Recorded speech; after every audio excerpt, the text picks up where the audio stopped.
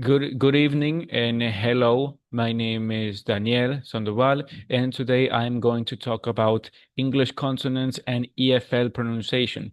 I am going to talk about the voicing, the place of articulation, and manner of articulation, and how consonants are produced. First, we have to know what are consonants.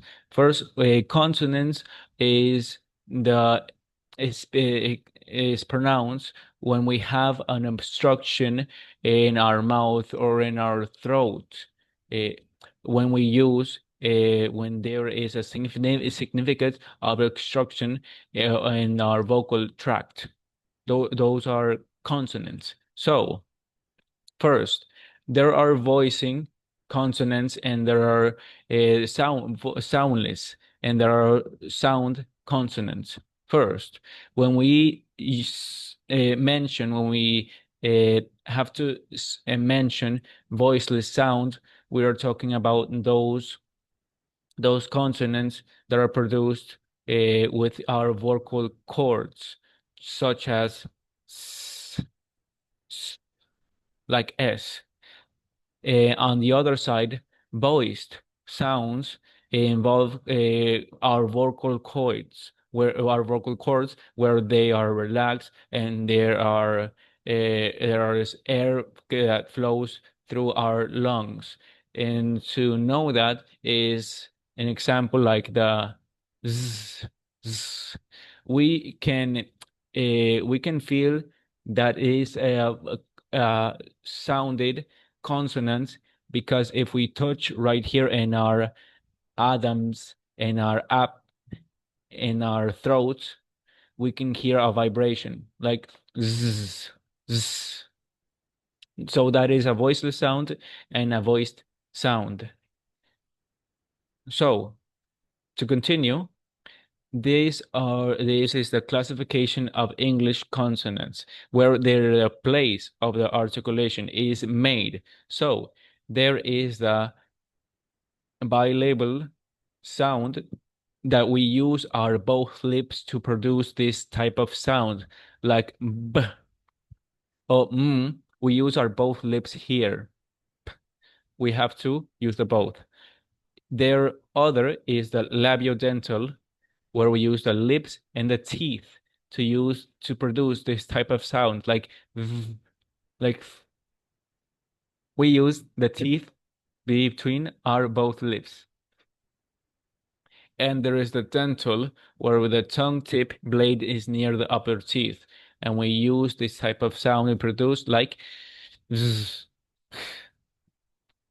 It's the alveolar sound where the tongue is at the near bridge behind the upper teeth. It's right up here.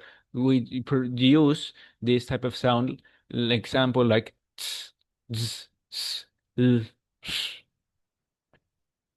There's another, the palatal sound, that we use the tongue blade from near hard plate, like j, j, j, j.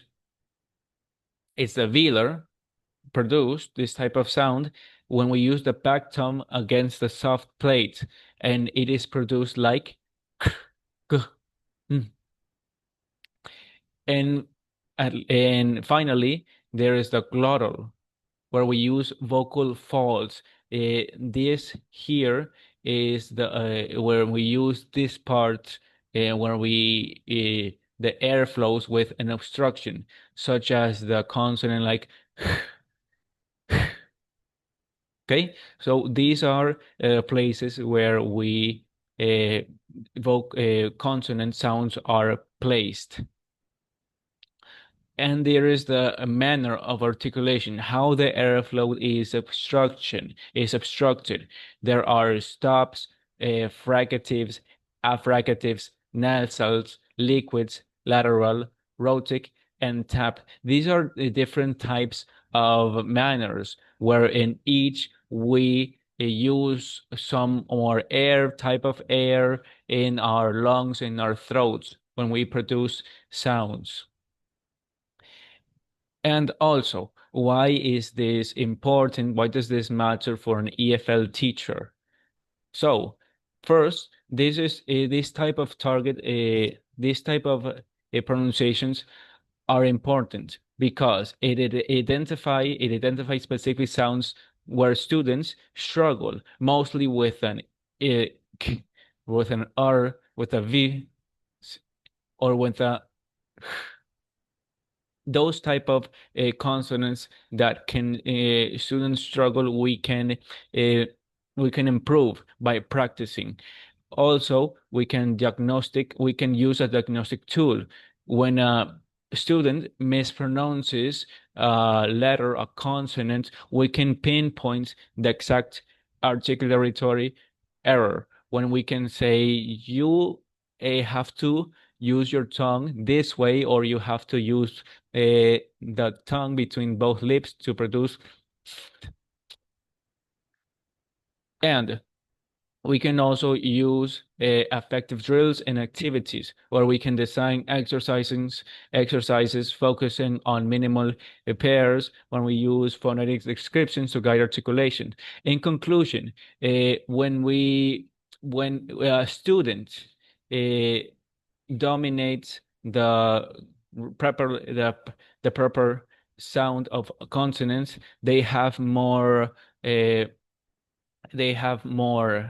self-confidence in themselves to pronounce English better. That's why it is important uh, for us teachers, to improve these skills for students. Thank you.